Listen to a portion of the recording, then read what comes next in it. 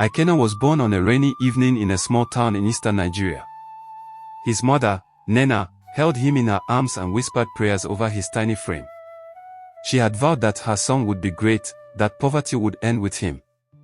From the day he was born, he was not just Ikenna, he was hope, he was a dream, he was the escape plan from the shackles of lack. But dreams are heavy burdens to place on a child's shoulders. By the time Ikenna was 10, Nena had already begun comparing him to others. Whenever he returned home with his school report card, she would sigh dramatically. So Chokudi took first position again. Oh. Ikenna, can't you see your mate? Even Adis, a girl, is better than you in mathematics. Do you want to kill me with shame? Ikenna would bow his head, staring at the rough cement floor of their one-room apartment. He wanted to speak, to tell her that he tried, that he studied with the lantern till his eyes ached, that numbers twisted in his head like tangled ropes. But his mother's tone left no room for excuses.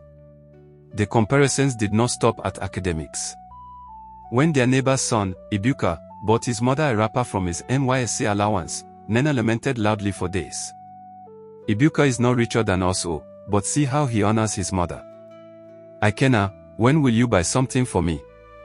Am I not your mother? Have I not suffered for you? Ikenna, barely 16, could only mutter, I will, mama.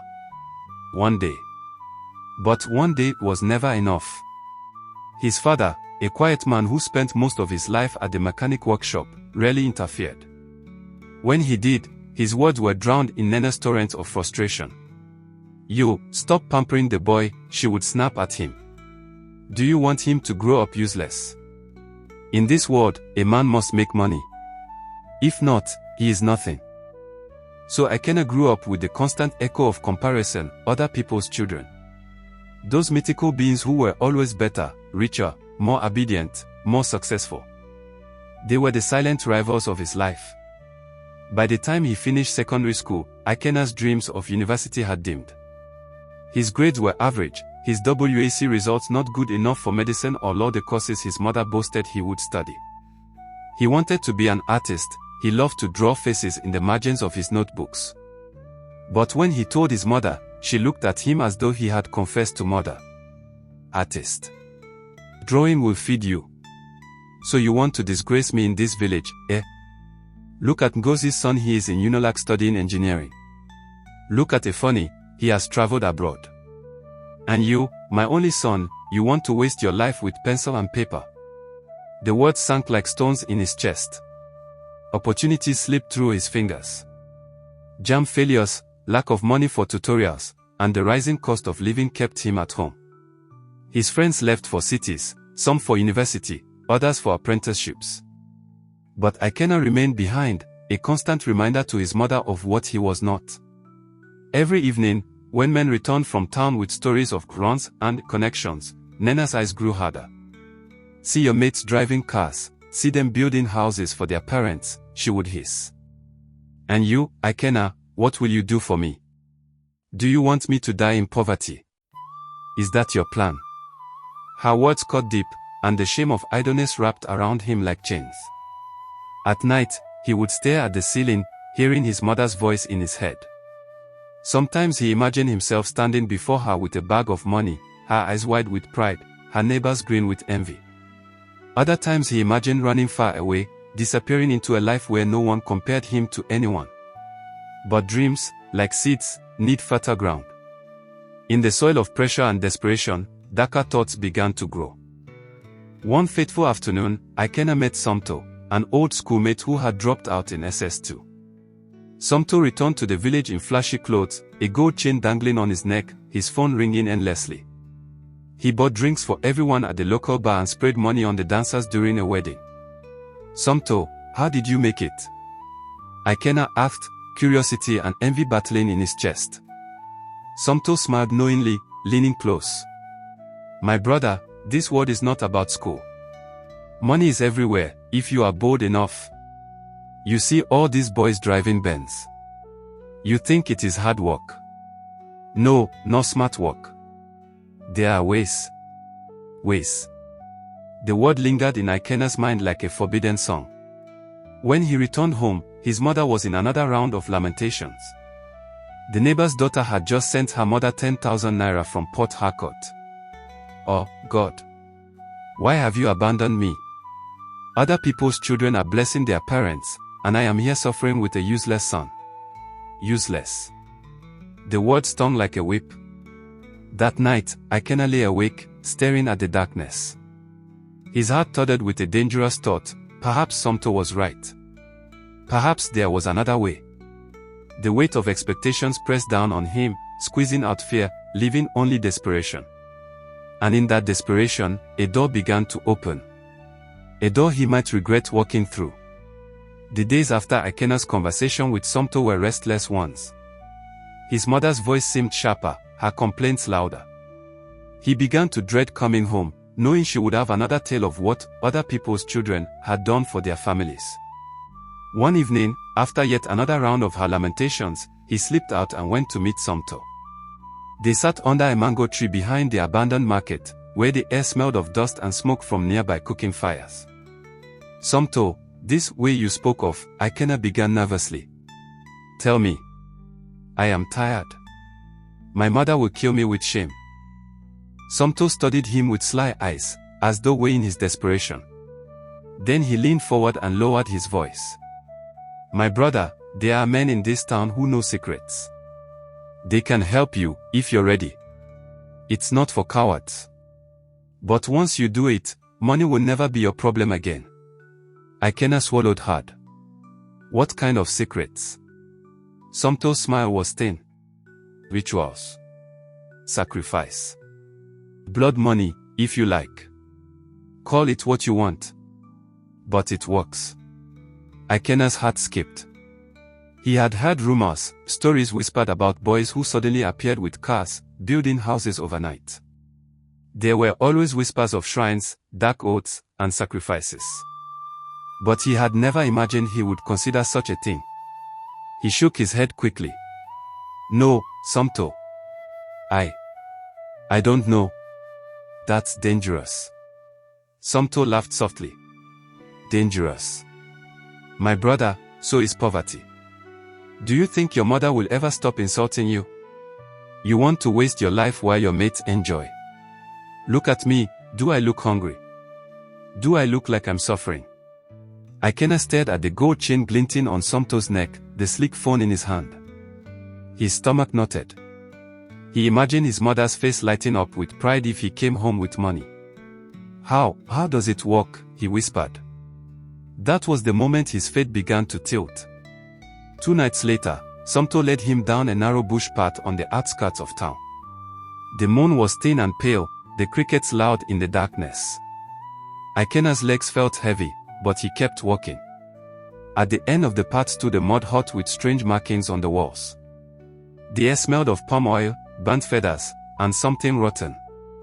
Inside, a single lantern flickered, casting long shadows. An old man sat cross-legged on a mat, his eyes sharp and unsettling. He was known simply as the Dibia, a native doctor feared and respected in whispers.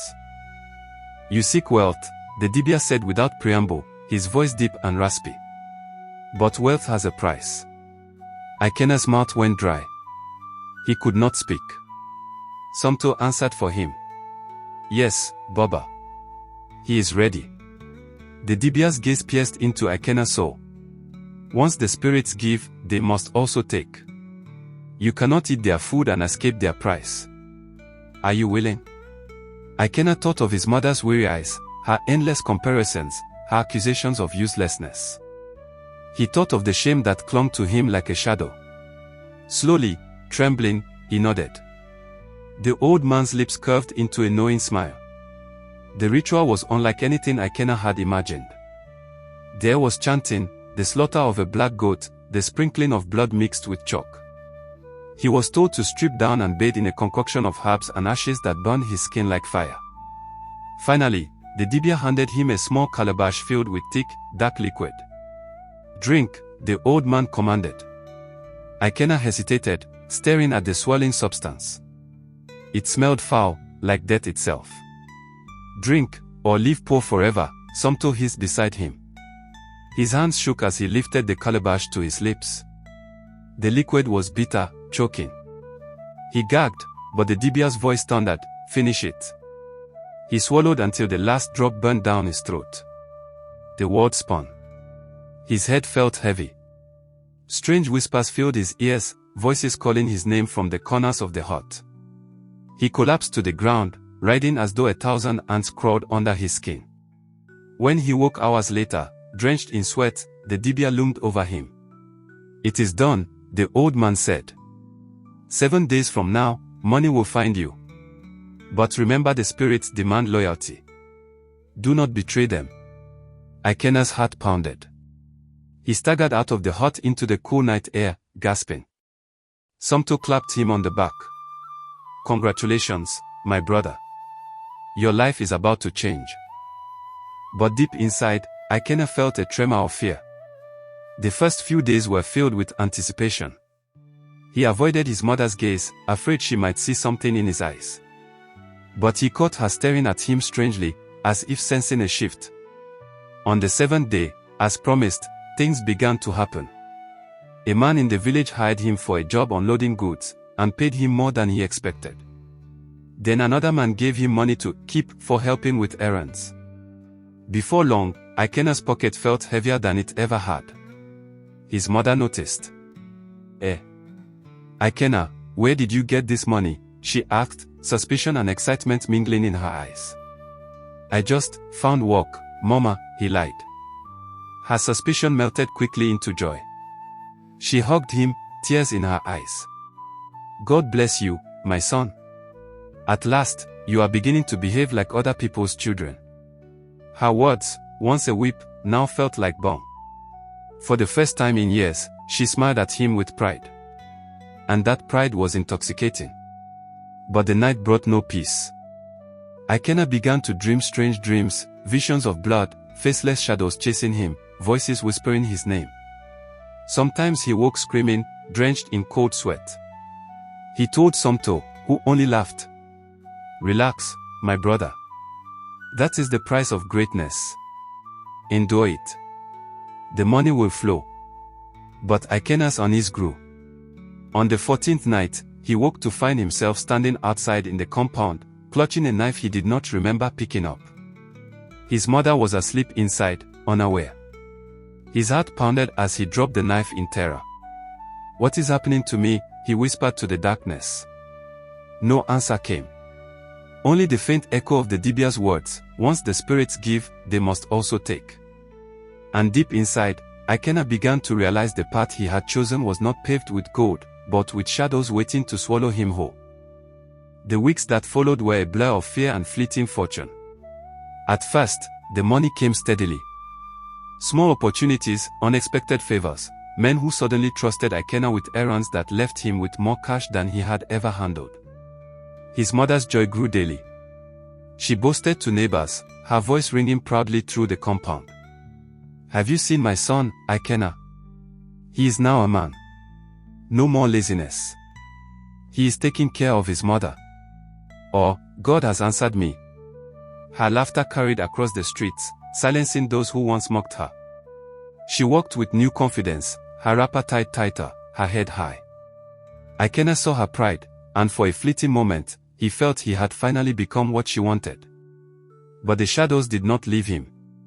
At night, the whispers grew louder. Sometimes they called his name in tones of mockery. Sometimes they laughed, a cruel, hollow laughter that echoed inside his skull. His dreams were worse, pools of blood, faceless children crying, hands reaching for him from the ground. He tried to ignore them. He told himself this was the price for wealth, just as Somto had said. But the fear never left. The breaking point came one hot afternoon.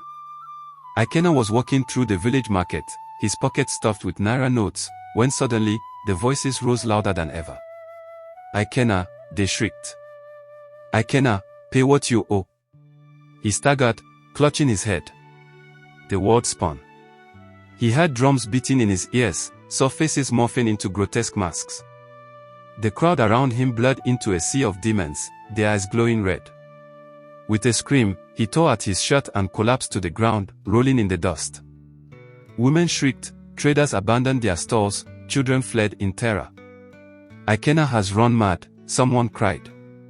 He thrashed like a wounded animal, dust covering his body, saliva foaming at his mouth. When men tried to hold him down, he fought them with unnatural strength, his eyes wild, unseeing. By the time they tied him with ropes and dragged him back to his mother's compound, the whole village had gathered to watch. Nena's proud laughter died that day.